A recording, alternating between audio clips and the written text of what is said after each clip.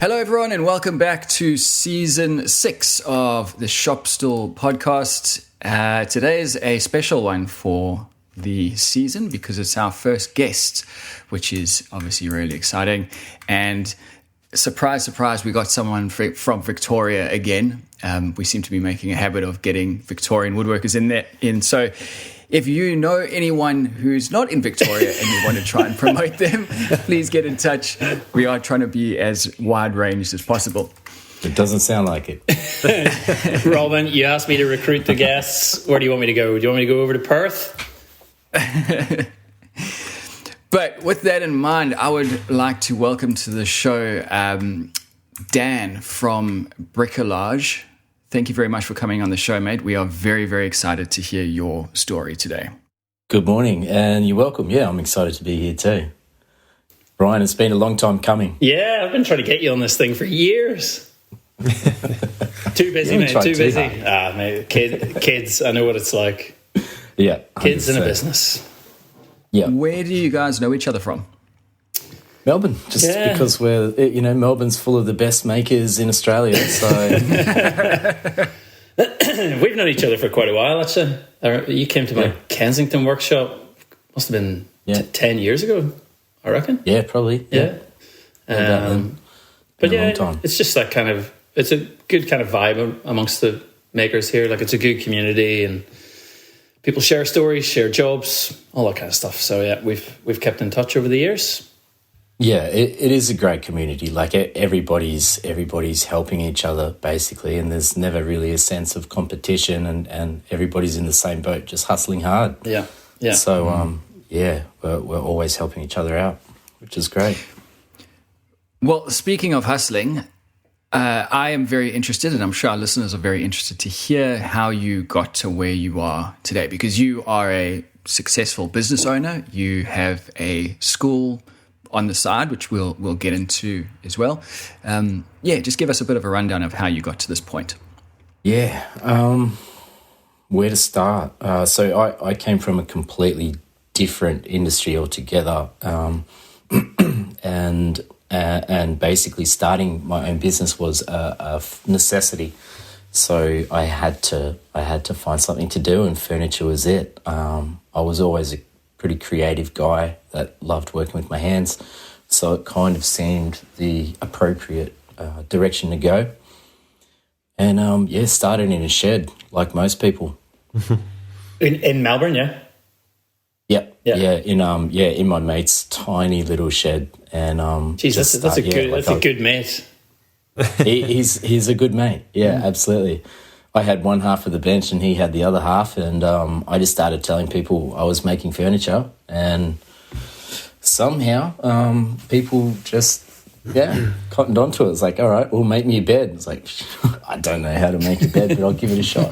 What led you to even consider working with timber and furniture instead of, say, laying bricks? Like, how did you get that inkling? I had done a little bit of carpentry many years before. Like, I did some roof carpentry over in Perth, which was rubbish. I hated it. Why is that? Why did you hate it? Being on site every day, the bogan life is not for me, really. I don't enjoy site work, and I don't enjoy.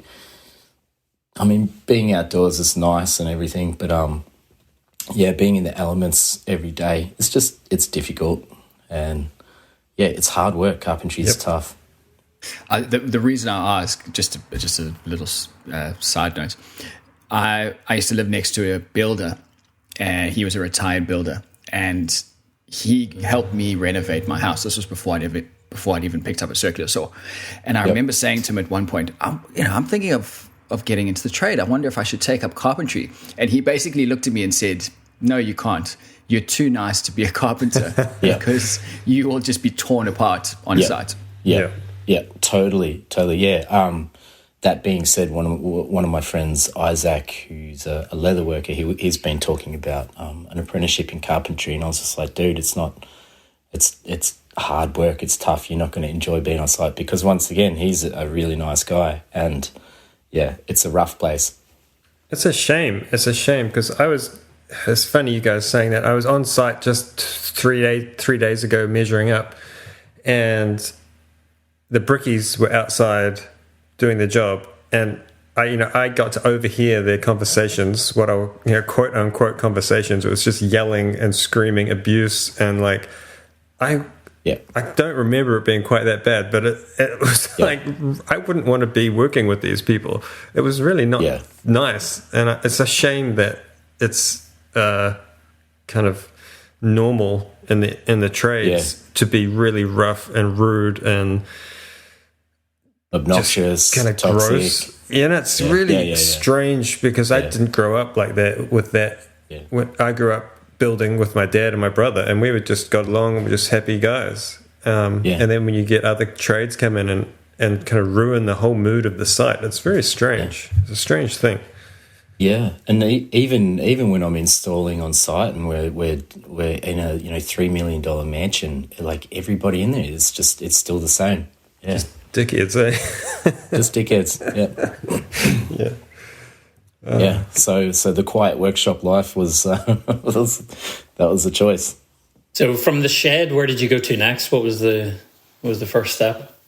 I think if I remember correctly, I'm pretty sure the first step out of the shed into Space Tank Studio, when they had he hadn't even really opened up yet. He was still kind of setting everything up. And I was in Space Tank for I think about a year and a half, maybe. Maybe just tell people what Space Tank is. So Space Tank Studios, it's a communal studio with communal workshop. You get your own little space, which is I think maybe 2x4. So it's for small projects. It's kind of I don't know where they're at now, but they were moving more towards like technology based studios. So they had a lot of laser printers, whatever you call them, laser cutters. Laser cutters, 3D printers, all that kind of stuff. But they're still there. Space Tank's still there. If anybody's, they've launched some pretty amazing businesses over the years. Like I'm pretty sure that's where Aiden at Cutthroat started, and Jaunt Motors, the electric Land Rover conversion company. With Jaunt Motors there? I'm pretty sure, yeah. That's nuts. I don't think they were there for very long, but they've done some cool stuff, so yeah. Yeah. So let me just clear that up. Space Tank won't launch your business. You're Sorry, much. They accommodate a business you to work out of there and launch yourself. To then work your bollocks off to launch yourself. Yeah. Pretty much. Yeah. So then from Space Tank, I went to another kind of shared warehouse, but it was much more kind of like with mates, and then another warehouse and another warehouse and another. Jesus. It was just always a progression. Like whenever, I'd get a new piece of machinery, I'd need a bigger space. So I just kept jumping. And, and now I'm, however many years later, in my workshop on Johnson Street in Collingwood. Yeah. And that's just your workshop? Just you? Is. Yeah. I've got another mate in there renting some space, but it's me. It's a hell of a spot, like right in the centre of Collingwood. So you're talking, there's not too many workshops that are left in central Melbourne, and that's one of them. I had to massage the wording very on the planning permit to get in there. Yeah. On the planning permit or with the rental, like to the council. To the council, yeah. You're a gallery, are you? Well, when we said we were furniture makers, they thought we were going to be like high production, 10 tables going out a day with machines. Manufacturing. Yeah, basically. And we're like, no, we're little artisanal craftsmen, We use very small hammers and small chisels that don't make any noise. That's right. That's right. Is there a problem with noise? Like, are you that close to residential type things or shops? Yeah, I am, but also like I'm across the road from the Bendigo Hotel, and they're a death metal pub, and and then I've got some Thai guys across the road from me, and they're twice as loud as me. So And Any complaints? No, not at all. Nothing.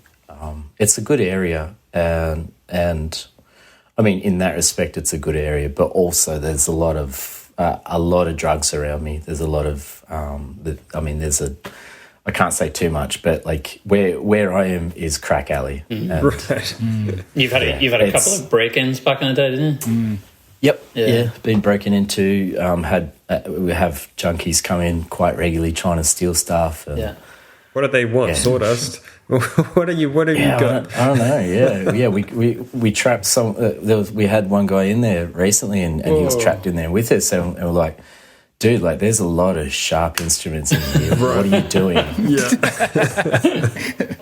Jesus. Yeah, it's a Wild West. Like my workbench is up towards the front of the shop, and I can see out onto the street. Yeah. And it's so often that I'll be working away, and I'll look out the front, and 30 minutes later, I'm still looking out the front because there's so many NPCs just walking past doing the wildest shit, man. It's a good time. Oh my god! I'm like, oh my god, get back to work. That's so funny. Yeah, it's good. Class. That's awesome. And tell us about the kind of work that you're interested in, and the sort of the main guts of the business, and then the stuff that really excites you. Yeah. So I guess the main guts of the business is doing fit outs. I did a lovely kitchen with Nude Studio quite a while ago, who are now good friends, and I've done a fair bit of work with them over the past few years. But it was that kitchen that kind of everybody saw and was like, well, I want a kitchen too, and I want this, and I want a fit out, and this and that. And it's not necessarily what I was aiming for, but yeah, that's kind of where it's kind of bread and butter type stuff for you. Is that mostly what you're taking on, and then you try and do the really nice stuff around that? Is that what's correct? Yeah. So I still have a lot of commissions, like, you know, freestanding pieces doing this and that, but there's always a fit out. Yeah, trying to squeeze into the workshop. I have to say, I reckon that kitchen that you did with Nude, the thing that probably gathered so much attention was it's a fit out, but it definitely didn't feel like a fit out. It felt like a piece of furniture. Yep.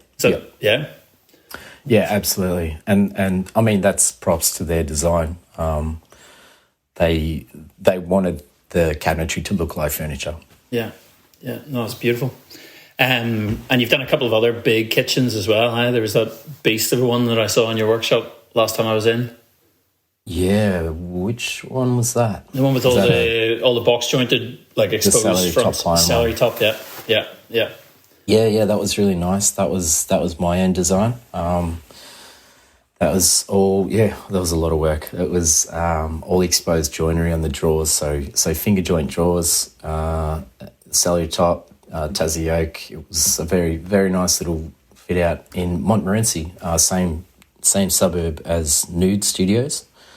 So I'm working around Montmorency because of them, basically. Yeah. Very good. And in terms of the studio work that you've done, what any real favourites stand out? It's a funny thing. Like I once a piece leaves the workshop, it's gone from my head. I don't have time to think about what I've done because it's always moving on to the next thing. But I reckon probably my favourite would be the Alana cabinet, which was for studio furniture. It's so cool. 18. That was huge. That was a big test of my resilience, really. Right. I wanted to talk to you about this specific cabinet, so I'm glad you brought it up because there's a lot of things going on. And when I was looking through your website, that went straight to that. Maybe it's just from more of a technical point of view, but it's just a stunning piece, and congratulations for it. Thank you. So, did you come up with the whole idea of this cabinet, or? Yes, stupidly. Yep.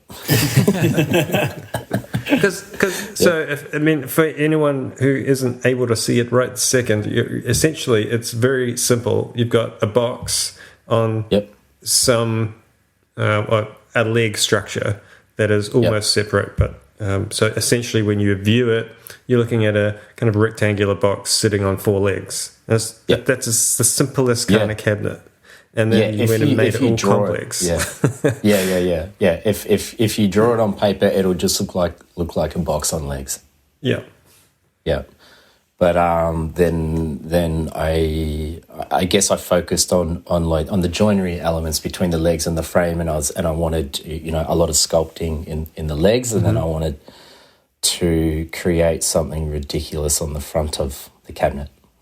Now, so I'll briefly describe. So you've got a box with two doors, and the doors themselves need talking about, but then inset in the door you've got an ellipse that straddles the 2 doors, and I can't tell if they're like Louis cube veneer panels or a 3-dimensional pyramidal. What's your guess? I think it's 3-dimensional, but now that I've zoomed in, I'm going 3D as well. Veneered. Yep. So it's 3-dimensional. Yep. Right. Yeah. Right. Yep. So 1,000 little pyramids on in this ellipse, like 1,000 little pieces. Yeah. Like, what are you doing? Together. It's wild. And how did you do them?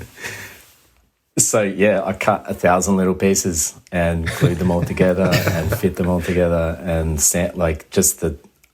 it was kind of like a situation where I had the idea and I was like, I don't know any other way to make it, so I'll just go through and make it the way I think it should be done. Yeah. And it was a test that was the resilience there. Right. Sure. Are they sitting proud on the doors, or are they inlaid slightly into the door panel? So at the base of the tessellated, let's say tessellated pyramid, I guess. The base of them are sitting flush, and then they sit, I think, maybe about 6-7 mil proud. Right. Yeah. Wow. Yeah. It is a cracking piece. Like I did, like Joey said, like I love the simplicity of it, but then you go searching into the details, like the crossbeam where it meets the legs, like kind of carved rebate that you get the little shadow off it. That's a stunner. Yeah. I remember seeing it and I was like, wow, that is one hell of a cabinet. Have you still got it, or did you sell it? No, I sold it. I sold it to my very first client, Tara Wallace. Cool. Who bought a cabinet, I think it was a dresser and some side tables. She bought it off me. Class. Yeah. I want to get in the weeds on the details on the doors, because when I saw them, it doesn't make sense from, well, I'll talk about what you've done. You've got a door, and then you've essentially picture framed the door, which is like, you shouldn't, like, no, you're not meant to mitre a solid panel door. So to get around that, you've made the frame around the doors, the mitered frame, straddle across the 2 doors. So where the 2 doors meet in the middle, there's no frame. Yep. And so that's where your expansion and contraction is going, right? And effectively what you've done is just made 2 breadboard ended panels to hold the door straight, but then added a frame to one side of it where the hinges are to kind of balance it out. That's what's going, and it's the technicality is outrageous and the look is so simple. Like it's just genius. I love it. Well, I hadn't even thought about how that was made until you explained it, but yes, right. That's what happened. Comes with a climate controlled room, so nothing expands past where it should. Yeah, I just think that, like, I would not have come up with that, but now that I've seen it, I'm going to do it at some point because it's awesome. So once again, like, the idea came first, and then as I started just kind of making this thing, it was kind of like, well, how's that going to work, and how's that going to work, and it was just a ongoing snowball that was probably getting out of my reach faster than I could make it, and studio furniture was creeping up very quickly, and I got it over the line. Yeah. Was this planned out in SketchUp, or are you hand drawing? No, there's none. Right, no, it's just that's awesome. I love working that way off the seat of your pants. Yeah, I rarely draw things. Okay. It's. I mean, I'm a really good drawer, and I can draw all kinds of things, but I can't draw furniture. Yeah, I look at Brian's drawings, and I'm just like, this dude's a wizard. It's called starting architecture school in an era before computers, is what that's called. Yeah. You didn't have a choice. Yeah. I think it's worth really kind of discussing how you're designing, though, because just from a scale point of view, I always draw in SketchUp, but mainly to get an idea of proportion. Like, I do all my details, and the clients get a nice little picture. But for me, it's like, where am I going to cut the legs off? Where am I going to, like, how are the proportions going to work? And to dive into it without even like a storyboard or something to see what their proportionality is going to look like, that's just art. Like, that is artistic, that's not anything else. Yeah, I mean, that's not to say that I don't ever draw things out. Like, I like, if I need to, look at proportions, I'll do a 1-for-1 on some, MDF or something, and but yeah, I spend. Yeah, you should see some of the pictures that I've presented to clients saying I'm going to make this for you for 15 grand. It's just rubbish. It's rubbish, and I'm so surprised that they've actually gone for the jobs. But I guess that's where the trust is involved. But like I explain to my clients, like, my process is, it takes me a hell of a long time. Like, I'll float some ideas to them, and if they're happy with it, then we agree on it, and I'll spend a good, 3 months in my head just figuring things out, and rarely putting pencil to paper. Sorry, but yeah. And then they're like, "Where's my piece? Where's my piece?" I'm like, it's still in my head. So how do you work with kitchens then? Do you work as someone else's drawings? No, that's different. Kitchens, I'm pretty comfortable. Okay. Sketching out of boxes. Yeah. Right. Yeah. I'll never draw the finer details, but like, it's the finer details that that kind of surprise me along the way as well. Mm-hmm. Like, I don't plan that, and I just kind of fly by the seat of my pants for the most part of it, and the clients are happy.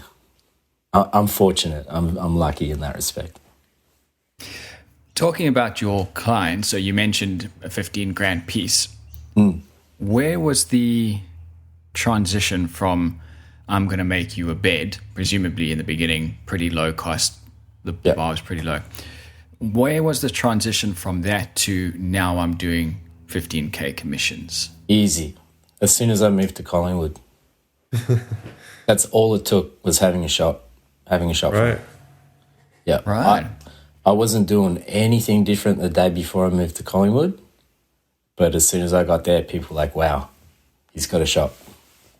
Okay. Bricks and mortar shop says you're a real deal. Yeah. And so you just figured like a price point? Like, I don't really want to we don't have to get into the weeds of pricing, because we talk about it a lot, but was your thought process more of, I'm just going to sell based on what I think this piece is worth for this area, rather than it took me 5 hours to do this and 4 hours to do that, and therefore it's this much? Yeah. My prices went up because I was paying a hell of a lot of rent. Yeah, right. Yeah. So, it's an expensive workshop, and time is money. It takes a long time to make these things. So, yeah. And as we all know now, with the cost of timber, it's gotten even more expensive. So, from an outsider's point of view, looking at your work, though, I see it as there's a lot more strategy behind the scenes than I reckon. It's maybe just, it's now so far in the past for you, and it's just absorbed into your day-to-day practice. But Yeah. I definitely see the way you have marketed your business, the way you rebranded it, your graphic design, your website, the photography. Like every year you do a piece for Melbourne Design Week or a self-commissioned work for studio furniture or something like that. And I see that there's been a real lift in terms of going in, really taking hold of that higher end point of the market. So I know what you mean about the Collingwood thing. You know, you're exposed because your business is there and you're getting all that visual stuff. But I definitely see that there's so many steps that have been behind that move to getting the extra work. For sure. And that was strategic. Like I had to, because it's a tough industry to survive in. And so I had to push myself harder and harder and experiment more and do different things and try and put myself in a position where people look at it and say, well, that's not just furniture, it's a piece of art, and I want to have art. And that's what I wanted to create from the start, like from when I was in my mate's shed, basically. So it's always been that drive towards that kind of, Do you have any self-commissioned works going on at the minute? Yep. Yeah, I'm still catching up on a few. I had an accident towards the end of last year, which I'm still recovering from with my foot, and then I had a hand operation a couple of months ago. So I've been down and out for quite some time. So yeah, I'm trying to play catch up when I can. Yeah, we've talked about putting on pieces for exhibitions, and it's so funny how you can see the guests who we have on who are at your level. Every single one of them is doing pieces for exhibitions at some point in their career. That just seems like I don't know if rite of passage is the right term, but it's when you are you're at the point where you are, as you say, making art, you want to put that on show, and so you will naturally be doing the exhibitions. Is that something that you always envisioned you would get into, or did it just happen? Maybe not so much exhibitions, but I was always looking towards galleries, and I'd love to work with galleries more in the future. I'm not comfortable with what I'm doing yet to be able to approach galleries, but when you look at the likes of Damien Wright, where he works largely with galleries, like that's kind of where I want to be. Because, I guess marketing towards commissions and private clients, it's a tough slog. And, so I kind of want to step back from commission-based work and focus a lot more on that field. In that same vein, I wanted to ask, because you were talking so much about art, and it's pretty clear that your pieces are more artistic than, well, they're functional, obviously, but there's an art side of it. Do you find there's a difference working with clientele who are in it for the art first versus somebody, say, like who wants a kitchen that's functional usually before they are thinking about art? It's usually the opposite kind of entry point into the conversation. And so is there a difference in how you deal, or what it's like to deal with different clientele like that? Yeah, 100%. Like, some people just want budget and function, basically. And I can spot that a mile away, and I kind of say, well, that's not really what I can provide because of my workshop costs and because of what I do. Like, but over the years, I've been able to push my work into a place where people trust me, and they admire what I do, and they see that I'm working with all kinds of weird and wonderful timbers and veneers and different processes, and they know that what they're going to get is something just completely unique. And that's also a bit of a double-edged sword for the business, because everything I do requires so much work at the front and so much template making and experimenting and failing and failing and failing, and then it's costly. Yeah, I hear you, and we all probably do. I remember having that same kind of experience where you get this. You do a lot of upfront drawing or design work, planning, and you kind of get one chance to make one of these pieces. Like you can't really make 10 versions of it to get it the best it can possibly be, because no one's got that kind of time and money in a project. And so early on with me, like obviously we all make mistakes, and it's just a matter of shit, I've made a mistake here. I can't really afford to go make these legs again. They're just going to be 20 mil shorter now. Like I've got to run with it pivot? Because that's what's happened. Like, and you have to pivot the design, and that always freaked me out, because I would give my clients a drawing of this is what it's going to be, and this is how big it is. And next thing you know, now it's 20 mil shorter than I said it was going to be, and like I'm just pulling my hair out, going, "Oh my god, they're going to know," but no one ever did. But it's a massive thing to commit to a piece. And the whole thing is R&D and prototype and finished, perfectly formed piece all in one. And it's very difficult to produce perfect pieces like that. It's massive amounts of work and forethought. Yeah, and I've never created a perfect piece, ever. Mm-hmm. I'm always probably like 70 to 80% happy with it. When you say 70, 80%, you mean you being happy with the outcome, or how closely it aligns to what the original vision was? Let's look at it two ways. If the idea or the piece that I've sold the client on, it's probably 95 to 98% close to the idea. Okay. Right? It's super close to that. But we're so self-critical of what we do and the processes along the way that each little mistake adds up, and that takes me down to 70, 80%. But I'm not talking about big things that have gone wrong. Like it's never anything structural wise or anything that will compromise the piece. It's just little things along the way that come with R&D and experimenting. And like you knock a little panel off the table, and now the corner's got a ding in it. Yeah.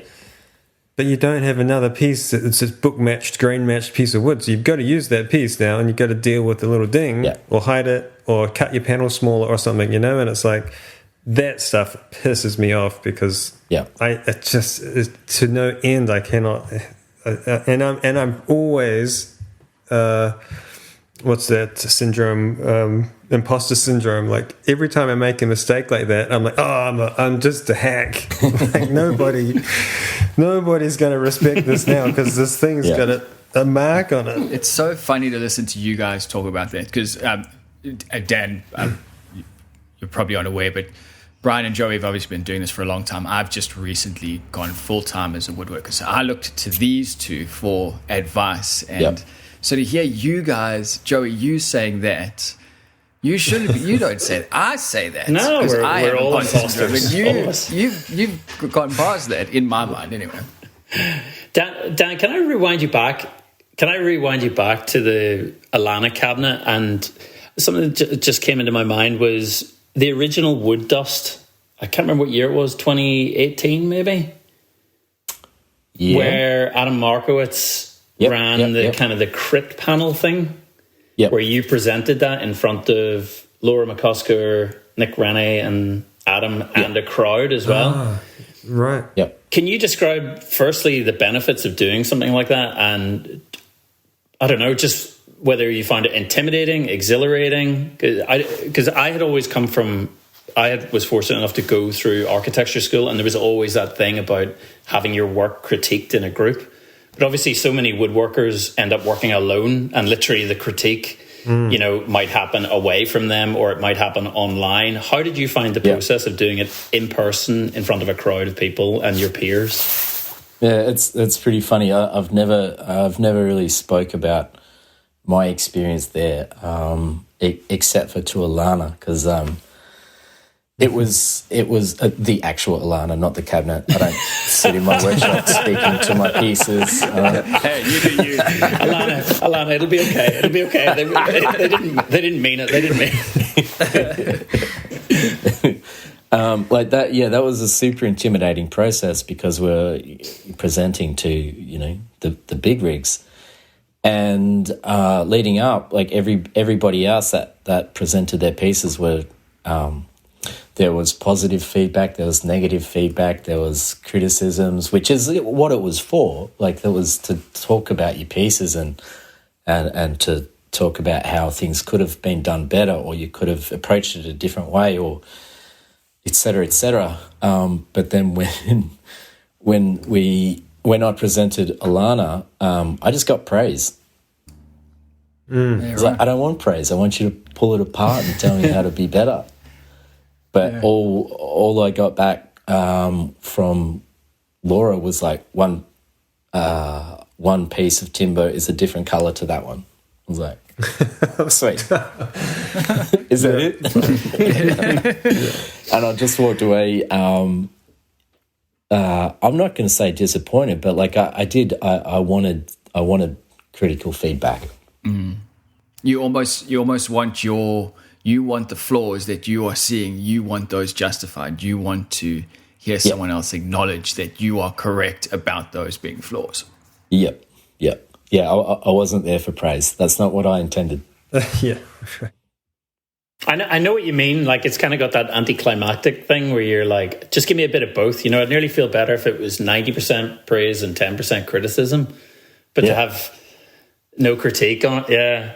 I had a similar thing with when I finished my Masters of Architecture, I presented it and the tutors just went, yep, well done. And that was it. And it was like the shortest discussion ever. I got way more of a thrill of projects that weren't as complete and led to a bit more discussion and a bit more interaction. And one tutor saying, I don't really like that bit, and another one defending it. That to me was way more exciting than the positive. So I do get what you mean. Yeah, because you can work somewhere with that. Yeah. And it gives you something to then build on. Which I suppose is hard when it's a finished piece like your cabinet that is, it is done. I don't know, had it gone to studio furniture or was it on its way there? I can't remember the timing of it. No idea. Yeah, no idea. I think it might have been before it. But yeah, it's a finished piece, so any critique you can't really take and put into that. It's going into the next piece. But yeah, that's interesting. Yeah. I feel when... I have a weird love-hate relationship with critique of pieces because, yes, you can critique a piece.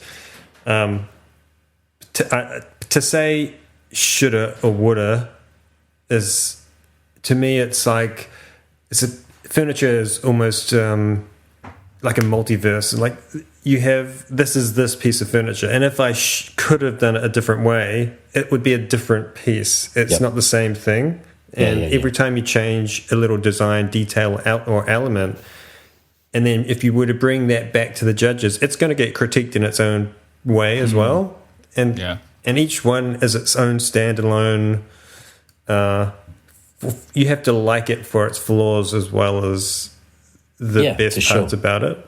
Yep. And if you were to keep changing things based on critique, you'd end up with like this really weird object that doesn't represent what you initially thought of.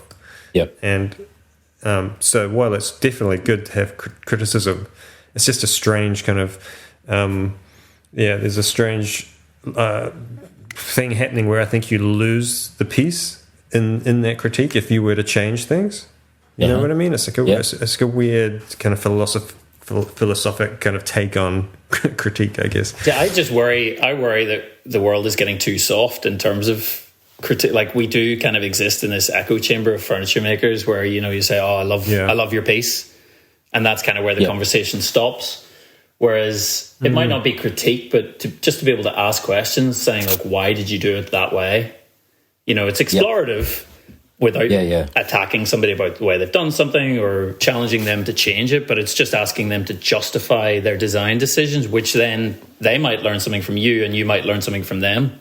And without seeking questions, as opposed to just going, oh yeah, it's beautiful. Like, I think we are too much in a soft echo chamber where we can't critique, especially online.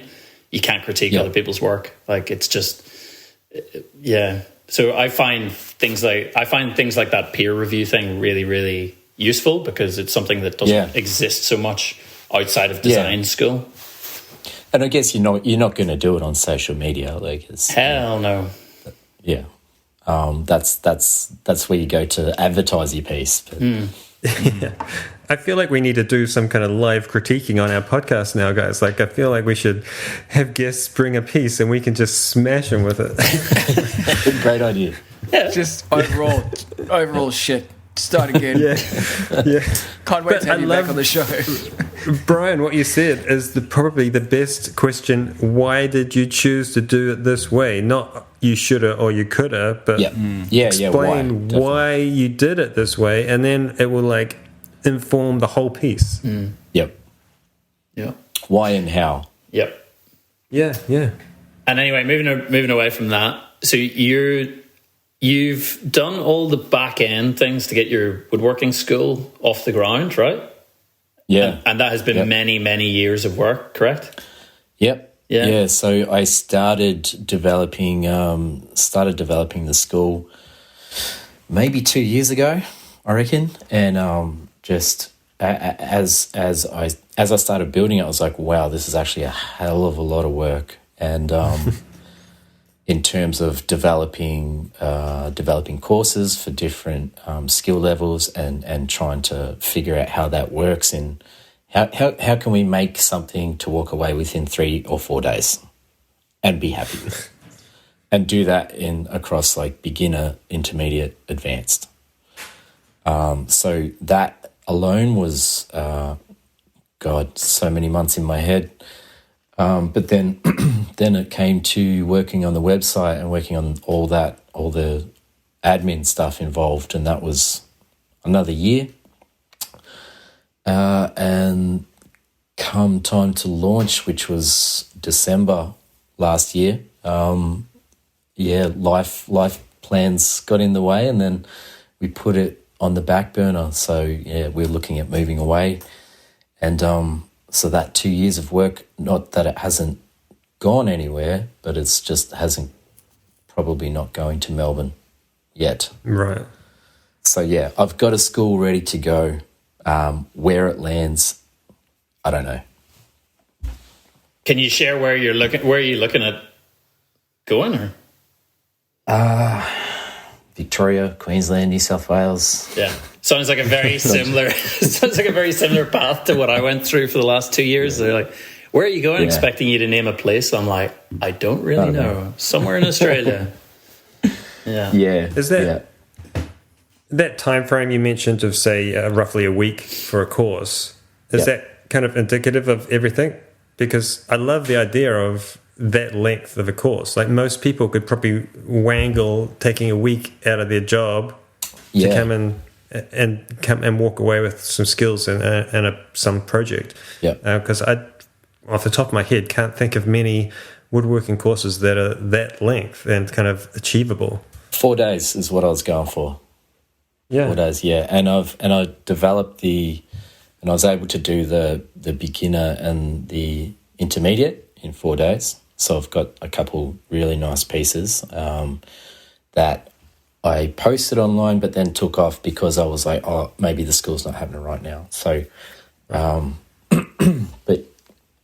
yeah, like the idea behind it is to not have a boring, stagnant, come and learn some joinery and dick around in a workshop with a hammer and saw. It's to come and do some incredible things with timber and work with the shaper origin and do some traditional joinery and learn something that you generally can't learn elsewhere.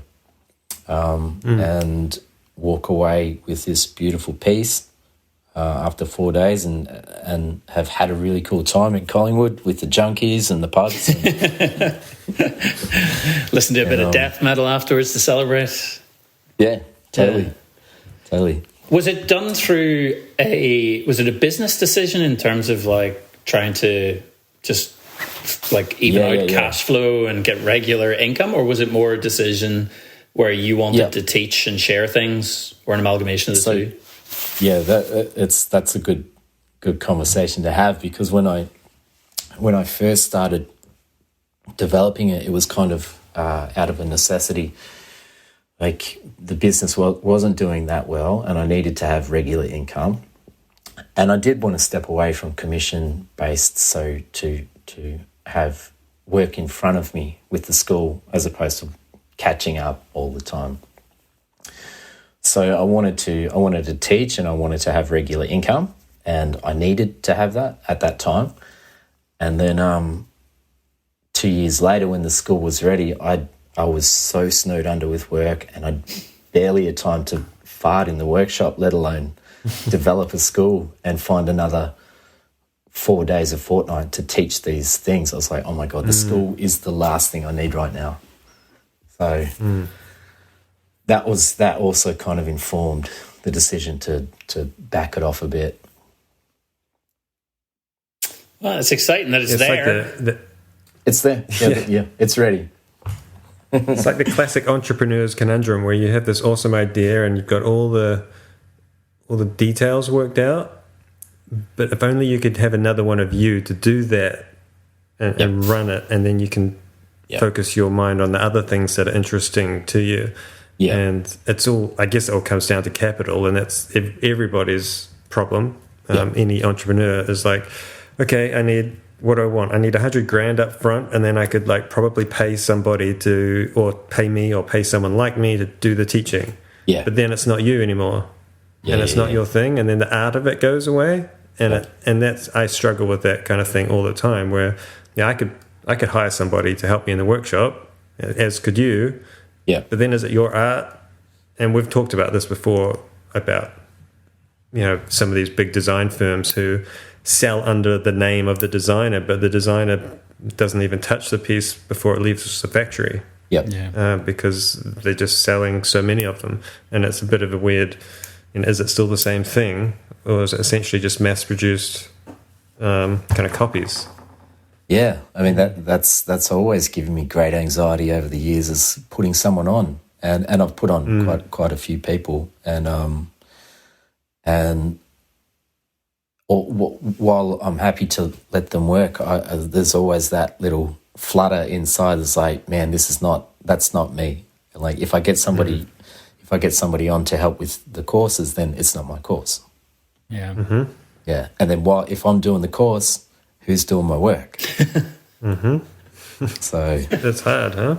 Yeah. So it's always a juggle. Yeah.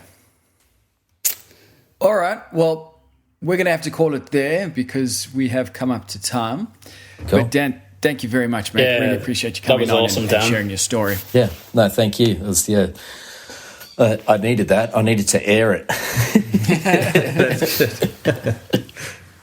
Really appreciate it.